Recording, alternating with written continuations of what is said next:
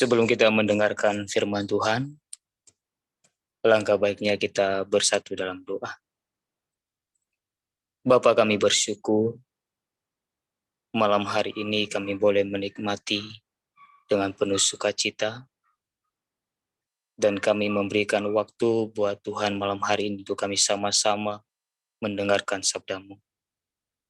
Dan walaupun Tuhan, kami beribadah kepada-Mu lewat Zoom meeting saat ini, tapi kami percaya bahwa Tuhan menolong, memelihara, memberkati setiap kami, dimanapun kami berada.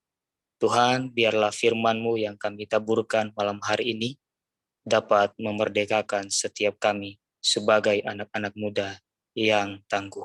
Terima kasih Tuhan, hamba yang berbicara, yang penuh dengan keterbatasan, biarlah Tuhan perlengkapi dan Tuhan urapi supaya semuanya berasal daripada Tuhan dan teman-teman yang mendengarkan diberkati oleh Tuhan. Terima kasih Bapa, di dalam nama Tuhan Yesus kami berdoa. Amin. Shalom semuanya.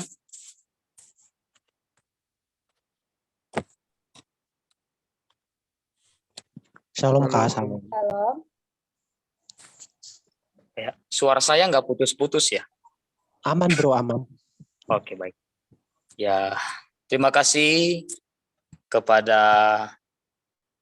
Bang Yonatan Yusman Sibua dan terlebih juga teman-teman yang dalam grup ini telah mempercayakan saya kembali untuk menyampaikan sharing firman Tuhan malam hari ini. Dan saya percaya kita semua yang mendengar konsentrasi untuk memahami dan juga kita boleh melakukan dalam kehidupan kita sehari-hari. Teman-teman semua, tema kita malam hari ini yang sudah saya bagikan yaitu tentang tong sampah. Mungkin teman-teman pernah melihat sebuah tong sampah dan mungkin merupakan hal yang tidak asing lagi buat teman-teman. Di rumah juga ada tong sampah, di jalan juga ada, dan dimanapun ada. Dan ini juga kita belajar tentang tong sampah malam hari ini. Mungkin di ibadah-ibadah yang sebelumnya teman-teman belajar tentang tema yang lainnya, tapi saya membawanya malam hari ini buat kita adalah tentang tong sampah. Kita sama-sama buka firman Tuhan di dalam Amsal 18 ayat 12 ya. Sekali lagi Amsal 18 ayat 12. Saya akan baca buat kita semua ya. Tinggi hati mendahului kehancuran, tetapi kerendahan hati mendahului kehormatan. Sekali lagi, tinggi hati mendahului kehancuran, tetapi kerendahan hati mendahului kehormatan. Kalau kita perhatikan bahwa tong sampah itu mungkin sebagian yang berpikir bahwa sesuatu yang tidak bermanfaat.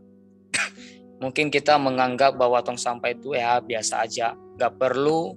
Mungkin di dalam rumah kita juga gak perlu ada tong sampah karena kita berpikir bahwa hal itu gak penting.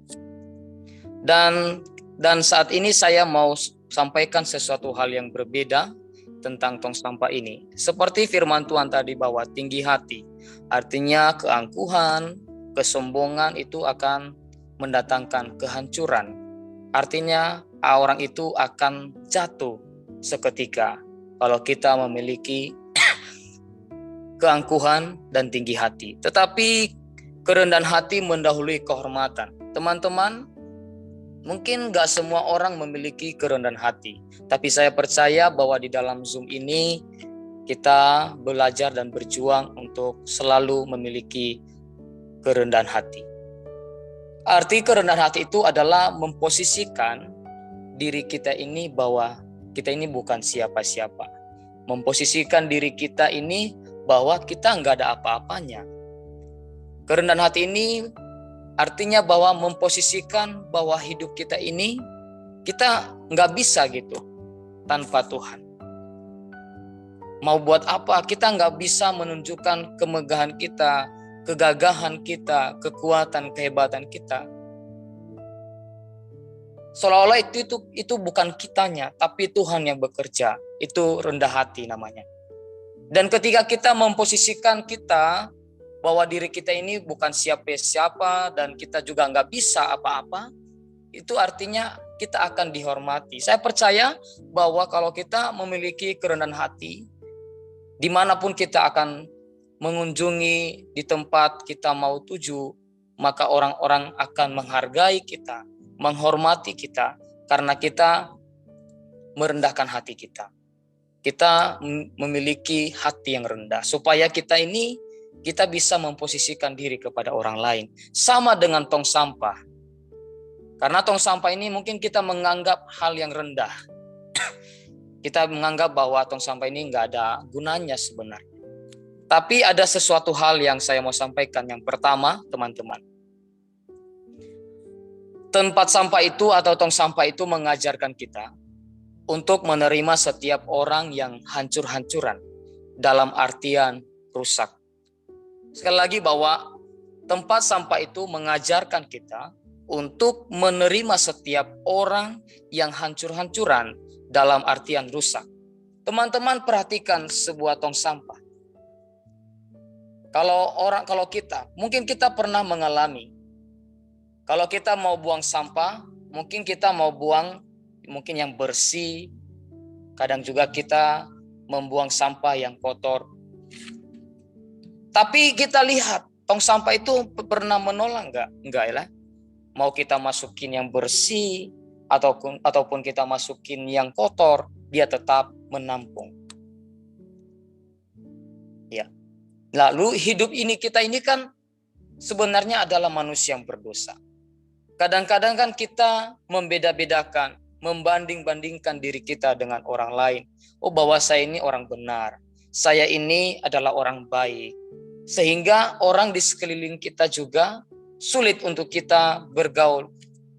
Dan kita juga nggak bisa memposisikan diri kita terhadap sesama kita. Karena menganggap diri kita ini adalah orang benar, orang yang paling suci. Sehingga kita nggak bisa bergaul dengan orang yang misalnya sudah hancur-hancuran. Apalagi orang yang pergaulannya bebas, sehingga kita membatasi diri untuk bergaul dengan mereka. Karena kita menganggap diri adalah benar. Jadi di sini kita belajar bahwa tempat sampah hidup kita adalah mengajarkan kita untuk menerima setiap orang yang baik yang hancur-hancuran, baik pergaulan yang bebas di luar sana, kita boleh bergaul. Bukan hanya kepada orang-orang seiman kita. Ya. Tapi orang yang bergaul sama siapapun, itu ciri-ciri orang adalah orang yang rendah hati. Karena kalau orang yang gak rendah hati, orang yang penuh dengan kesombongan, dia gak bakalan bergaul dengan orang-orang yang mungkin latar belakangnya punya pengalaman yang buruk. Mungkin yang keluarga kita yang broken home, jadi kita gak bisa bergaul dengan siapapun. Kita membatasi diri dengan orang-orang, teman-teman yang lain yang hidupnya sudah kacau balau. Akhirnya kita nggak bisa bergaul dengan mereka, membatasi diri. Ya. Tapi tong sampah ini mengajarkan kita hal demikian untuk menerima setiap orang-orang yang hancur-hancuran, orang juga yang baik, teman seiman kita bisa bergaul. Karena kenapa? Karena kerendahan hati sudah tertanam dalam hati kita. Coba kalau kita sombong, mungkin dia bergaul dengan orang yang tebal. Jadi teman-teman yang mungkin dia sukanya yang bebas hidupnya, yang bisa diajak sering ke mall biasanya. Karena hidupnya pengennya yang megah-megah, mewah-mewah. Sehingga yang biasa-biasa, orang yang rendah itu, orang yang biasa-biasa dia nggak mau bergaul. Karena menganggap bahwa saya ini orang benar. Apalagi ini kita sebagai hamba-hamba Tuhan, para pendeta, para gembala. Kita nggak boleh membatasi diri untuk bergaul dengan orang. Kita nggak boleh membanding-bandingkan, membeda-bedakan. Oh, saya ini hamba Tuhan. Saya ini orang benar. Saya nggak bisa bergaul dengan orang yang sudah hancur-hancuran di luar sana. Teman-teman, kita di GSA juga ada program penginjilan. Kita di sini setiap hari sore kita melakukan penginjilan kepada pemungut-pemungut sampah. Dan kita nggak boleh minder, kita nggak boleh membandingkan, oh saya ini kan hamba Tuhan, nggak mungkin dong saya turun lapangan, nggak mungkin dong saya menginjili, nggak mungkin dong saya bergaul dengan pemungut sampah. Tapi kan karena kita punya hati yang rendah, punya kerendahan hati, teman-teman juga pun demikian bisa melakukan. Bila kita memiliki kerendahan hati itu, sama siapapun kita bergaul, kita berteman, kita bersahabat, nggak ada yang larang. Karena kita punya kerendahan hati. Tong sampah dia bisa menampung, dia bisa menerima baik yang sampah yang kotor, baik juga yang sampah yang masih bersih, dia tetap terima. Dia nggak bisa menolak. Ya. Saya akan membaca buat kita dalam Matius 23 ayat 3 ya. Dalam Matius 23 ayat 3 dikatakan di sana. Judul perikop dikatakan di sana, Yesus mengecam ahli-ahli Taurat dan orang-orang Farisi. Sebab itu turutilah dan lakukanlah segala sesuatu yang mereka ajarkan kepadamu, tetapi janganlah kamu turuti perbuatan-perbuatan mereka, karena mereka mengajarkannya tetapi tidak melakukannya.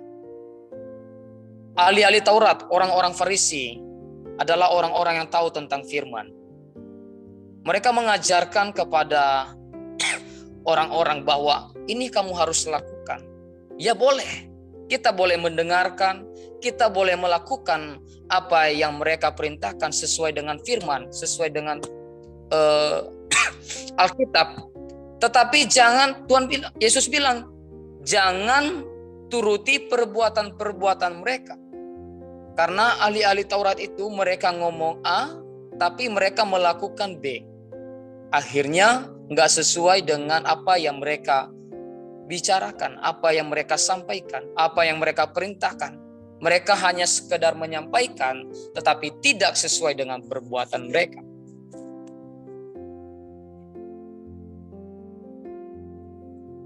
Jadi di sini kita belajar bahwa kita ini adalah anak-anak Tuhan. Siapapun teman-teman kita, siapapun yang kita jumpai, baik orang yang sudah hancur-hancuran di luar sana, kita harus menerima semuanya itu.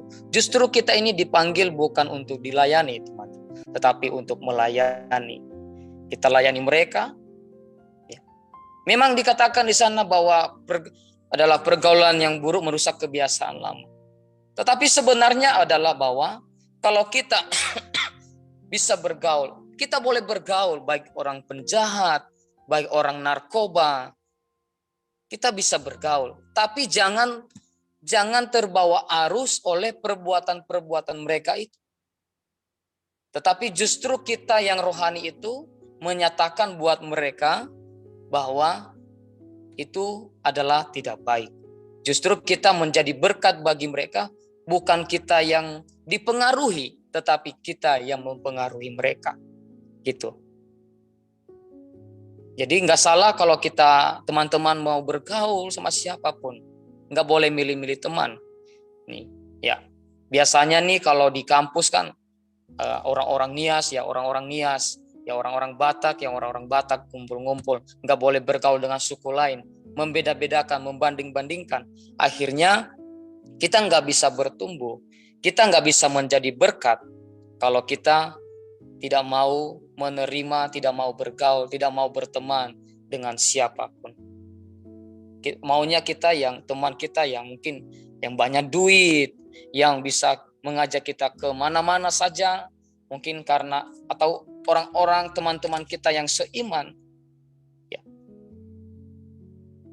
Tapi di sini dalam tong sampah ini mengajarkan kita untuk selalu menerima setiap orang-orang yang di luar sana, yang sudah hancur-hancuran, maupun juga yang teman-teman seiman kita. Dan yang kedua adalah tempat sampah itu mengajarkan kita untuk selalu belajar sabar dan rendah hati. Karena kenapa?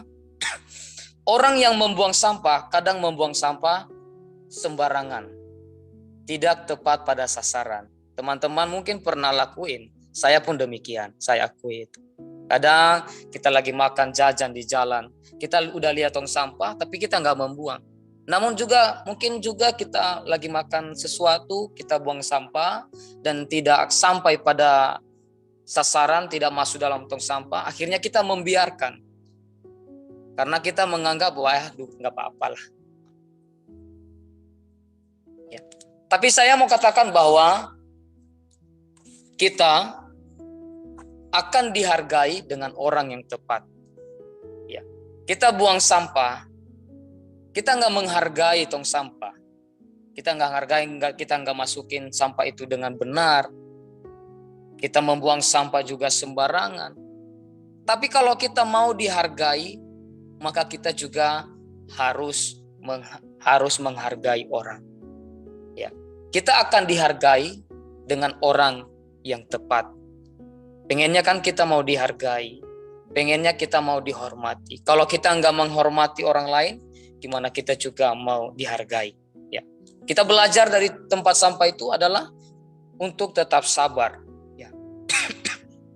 Jadi mau orang menyakiti kita itu harus tetap sabar.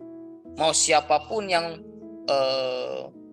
membenci kita, kita harus tetap sabar dan rendah hati. Ya. Sehingga kita boleh menjadi berkat bagi orang lain. Dan yang ketiga teman-teman, tempat sampah itu juga seperti diri kita. Ini hal yang negatifnya, yang menampung segala masalah hidup. Jadi sampah itu adalah masalah. Kalau kita terus menampung masalah dalam diri kita, dan kita ketika masalah itu penuh dan tidak ada solusinya, maka itu akan busuk. Coba kalau di rumah, kalau punya tong sampah, teman-teman, kalau tong sampahnya sudah menumpuk, nggak dibuang-buang, nggak dibersihkan, maka baunya akan busuk dan berefek bagi rumah kita yang ada di rumah. Jadi kalau kita nggak mau membersihkan diri kita, membersihkan hati kita yang kotor ini, tempat sampah ini ibaratnya seperti diri kita. Jadi kita menampung setiap masalah, karena masalah itu tidak terlepas dalam hidup kita. Karena kita ini masih hidup di dunia, masalah itu sebagai ujian dalam hidup kita. Jadi kita terima, tampung terus. Tapi kita harus punya solusi yang baik. Supaya tidak berefek. Karena kalau kita menampung, kalau terus kita nggak bisa mencari solusi untuk memecahkan sebuah masalah, untuk melepaskan, membuang sebuah masalah itu, akan berefek bagi orang lain. Karena kita nggak bersihkan. Tapi kalau kita mau bersihkan, mau buang setiap masalah itu, ya, itu akan bersih dan tidak akan berefek bagi orang lain. Justru kalau hati kita bersih, maka bisa kita menjadi berkat bagi banyak orang. Kita lihat dalam Matius 12 ya teman-teman, ayat 35. Mungkin satu orang boleh baca buat kita ya. Matius 12 ayat 35.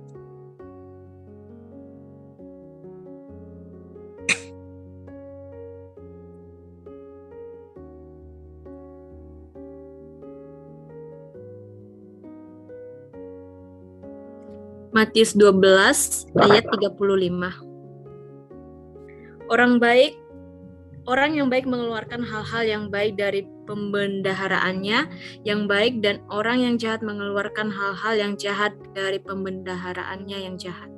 Ya. Di sini berbicara tentang soal hati. Jadi teman-teman, kalau kita dikatakan orang baik, maka itu kita sudah menabur dengan hal-hal yang baik dari perbendaharaan, dari hati perbendaharaan kita. Karena itu yang keluar dari kata-kata kita, dari bibir kita, dari mulut kita, itu adalah gambaran dari hati. Jangan salah, kalau kita mau ngomong sama di depan pendeta, kita ngomong yang aneh-aneh, yang gak baik. Terus Bapak Pendeta bilang, jangan ngomong begitu. Tapi kita bilang, enggak Bapak, itu hanya dari mulut, dari hati tidak. Enggak bisa. Karena apa yang keluar dari mulut kita itu adalah gambaran dari hati. Kita enggak bisa berbohong. Ya, itu dia bilang bahwa orang yang baik mengeluarkan hal-hal yang baik dari perbendaharaannya. Jadi hal-hal yang baik yang kita simpan dalam hati itu akan keluar dari tindakan kita, dari perilaku kita, sikap kita, tingkah laku kita di lingkungan kita berada. Ya. Tapi kalau kita nggak bisa mau bersihkan hati, kebencian, keiri hatian, kesombongan, cepat emosi. Kalau kita nggak mau bereskan semuanya itu karena kita sudah menabur dari perbendaharaan kita, dari hati perbendaharaan. Sehingga akan membungkam semuanya keluar dari mulut kita, sehingga berefek buat orang lain. Kalau kita punya iri hati, kalau kita punya kesombongan, sehingga kita juga ngomongnya juga cepat emosi.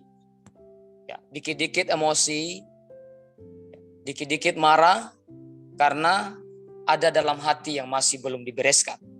Itu teman-teman. Kalau kita mau menjadikan diri kita sebagai tong sampah bahwa boleh kita menampung berbagai masalah, tapi dengan catatan kita harus memecahkan, mencari solusi supaya masalah itu boleh terselesaikan. Tidak berbau busuk, tidak berefek buat orang lain, tetapi justru menjadi berkat bagi orang lain. Yang keempat adalah tempat sampah itu juga menunjukkan bahwa kepada kita bahwa itu merupakan suatu bentuk pelayanan. Yaitu dengan sukarela menampung segala sesuatu yang tidak benar. Ya. Misalnya dalam tong sampah kita buang sampah yang kotor-kotor. Itu wajar-wajar aja ditampung oleh tong sampah. Kita pun demikian, ibarat diri kita. Berbagai masalah boleh kita tampung. Itu adalah sebuah juga pelayan. Kita mau menerima, belajar menerima segala sesuatu, dan hati kita lah yang bisa mengendalikan semuanya itu. Yang membatasi, yang mempertimbangkan apakah itu benar. Jadi hal-hal yang kotor itu, hal-hal yang ketidakbenaran itu kita bisa boleh tampung. Dan kita juga bisa melakukan pelayanan itu. Dan kita bisa mengeksekusi masalah yang kita tampung itu. Dan kita boleh menegur, menasihati orang lain. Boleh. Karena teman-teman, kita kan gak mungkin menghalangi orang-orang yang mencaci maki kita, membenci kita, memukul kita, silakan, boleh aja. Memfitnah kita, boleh aja, silakan. Ya, kan ada kata Ibu Heni ya, Ibu Heni Christian, bahwa kita nggak bisa membatasi orang. Kalau ada orang yang membenci kita, orang yang mencaci maki kita, tapi kita sendirilah, hati kita yang harus mengendalikan semuanya itu. Jadi kita nggak boleh menolak orang, tapi kita belajar menerima. Justru yang tidak baik itu kita boleh berikan teguran dan nasihat. Ya. Kita boleh terima. Kalau misalnya Bang Yonatan Yusman, ya, saya pukul apa, saya memfitnah, saya mencaci maki, ya, dia kan nggak bisa melarang, dia nggak akan berbuat apa-apa. Tapi dia sendiri yang harus membatasi. Hati itu harus dijaga, harus dibereskan, sehingga dia enggak dipengaruhi dan hatinya enggak bakalan hancur. Tetapi justru dia semakin bangkit. Justru dia semakin memiliki gairah untuk tetap menjaga hati. Karena kenapa? Karena kembali kepada kerendahan hati. Coba kalau misalnya ketika saya memarahi, ketika saya emosi sama Bang Yonatan, tapi dia juga membalas dengan hal emosi juga, itu kan nggak bakalan selesai. Tetapi karena dia punya kerendahan hati, dia mengalah bukan berarti kalah, tetapi karena dia rendah hati, akhirnya mau orang mencaci maki kita, mau memfitnah kita, mau orang benci terhadap kita, itu kita nggak bakalan terpengaruh karena ada pembatasan, karena kita menjaga hati. Ya, firman Tuhan berkata bahwa jagalah hatimu dari segala kewaspadaan, karena dari situlah terpancar kehidupan. Itulah kita harus menjaga hati, sehingga kita bisa menjadi berkat bagi orang lain. Dan jadikanlah diri kita sebagai tong sampah. Jadi yang kita ini masih hidup dalam dosa. Maksudnya kita ini adalah orang yang berdosa. Kita ini bukan orang yang benar. Kita ini bukan orang yang suci, tapi berjuang untuk terus menuju kepada kekudusan supaya kita beroleh keselamatan. Tapi ini yang merupakan pengajaran buat kita bahwa kalau kita menjadikan diri kita sebagai tong sampah, kita bisa menerima orang baik yang hancur-hancuran, baik orang yang teman-teman kita yang beriman. Berarti kita nggak bisa membeda-bedakan untuk kita bergaul sama siapapun. Ya, biarlah firman Tuhan yang saya bagikan malam hari ini mungkin nggak terlalu panjang, tapi saya percaya kita diberkati dan teman-teman juga memahami. Dan sebelum kita menutup, mari kita bersatu di dalam doa. Terima kasih Tuhan Yesus untuk firman yang sudah kami dengarkan malam hari ini. Dan kiranya firman ini juga menjadi berkat bagi kami, agar kami menjaga hati kami, memiliki kerendahan hati untuk kami bisa berteman, bergaul sama siapapun ya Tuhan. Baik orang yang sudah hancur-hancuran, yang mempunyai latar belakang yang buruk, tapi kami tetap melayani mereka dan juga mau berteman, bersahabat dengan mereka.